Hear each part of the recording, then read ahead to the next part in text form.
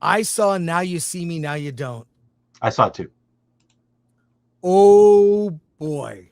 Uh it's like Ocean's 11 but with magicians pulling off heists.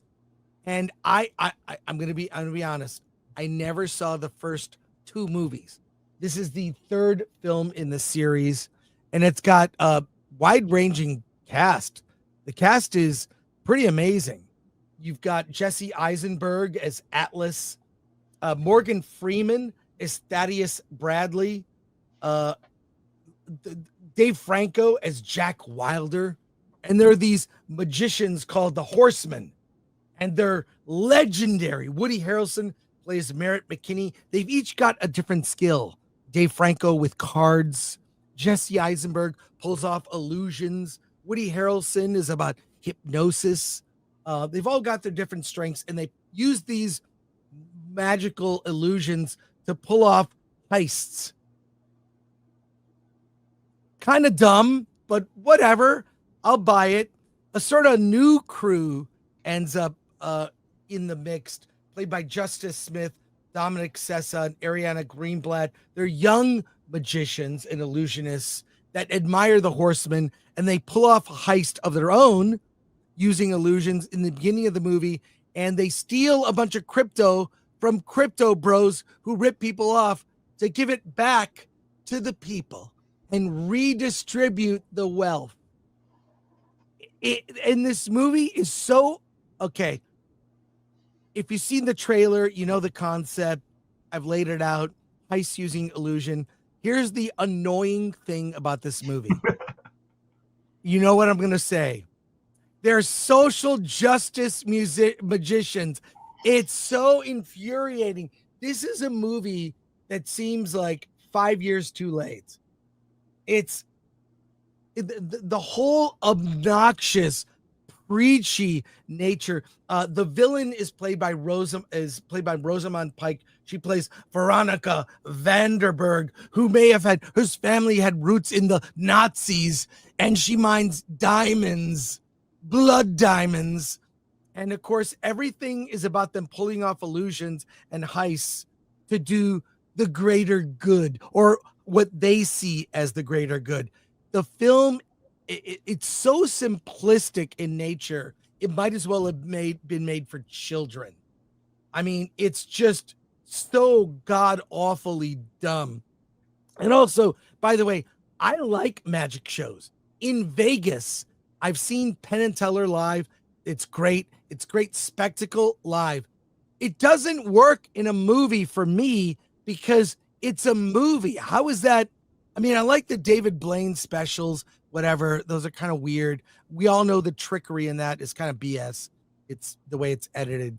But wow, I found this movie to be obnoxious in its kind of just the way it pushed this social justice, redistribute wealth, take down the people who have this history of. I was rolling my eyes so many times watching this film. It was infuriating. Alan, did you have the same reaction that I did? Well, before I review Now You See Me, Now You Don't, I have a question to ask you. Yes. Is this your card? Oh my God. That's so, it's so, yeah, like exactly like it's like, it's impressive in a live show.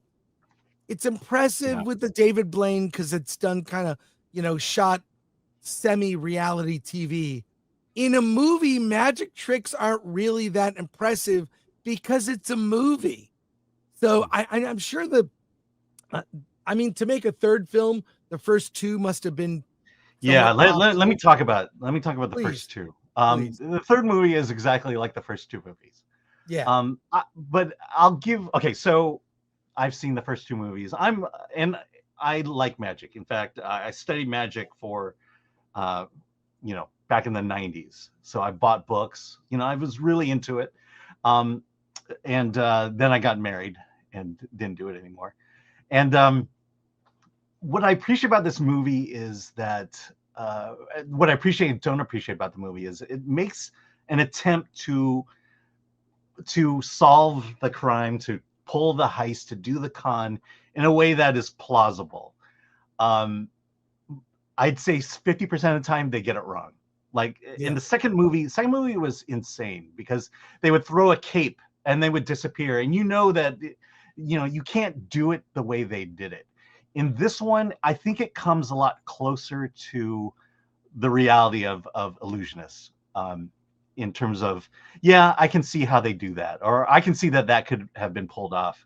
And you see, I think this third one, it feels more grounded to actual magic and illusions than the first two movies. I don't know if you remember, but there was a scene in the middle of the movie when they're in the mansion and they're doing, they're passing off a trick. Basically, they're in a room and everyone's doing a trick. And it's done in one shot, kind of.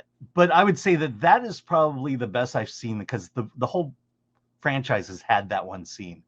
And that pretty much comes close to, I think, what they could have really been doing, these tricks that you see in it. And so, look, the bottom line is, I'm a fan of the first two movies. I like this one. It's good, dumb fun. It is there. You cannot take this movie seriously. The so-called social justice theme, you see that in all movies made by Democrats and liberals over time. It's just the plot device. Of course, the only safe villain in the world are Nazis, and so they go that way. They do try to pass on the Horsemen to a younger generation. Don't know if that's going to work well.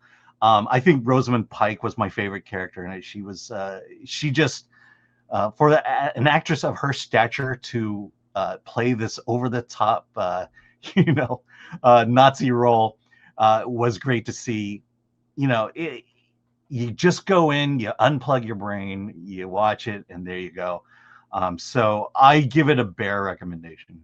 Well, my brain was still functioning when I walked in the theater, and it was short circuiting by the end.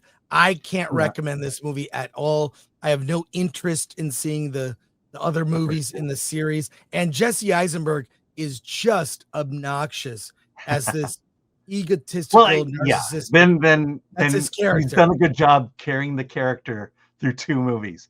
I will say the worst part of this movie is the ending, and I'm talking about the post-credit where Mark Ruffalo appears. And you ruined it. Oh no! And then, but I recently watched a video on YouTube. I say that because I want to credit the guy. I don't know who he is, but he examined the first two movies and basically said, are these characters wizards or magicians? And he goes through and saying, basically, the veracity of, can these people really pull off what they're doing? And I think for the most part, they're wizards. They couldn't really do this in real life. But again, this movie, I think, comes closest to making them magicians versus wizards. I just got annoyed that every time they would walk in a room, because there's like 7, 8 characters. They walk in, they all stand directly in a line, like they're on stage. You know what I mean? Or in a triangle for perfect coverage. Triangle where they're all like positioned perfectly as if they're on a stage. When they're just hanging out somewhere. It was really no, I despise this movie, and I can't recommend it at all. Yeah. And full of plot holes. There's so many plot holes in this thing. So many plot holes. And I predict the money at the box office will disappear.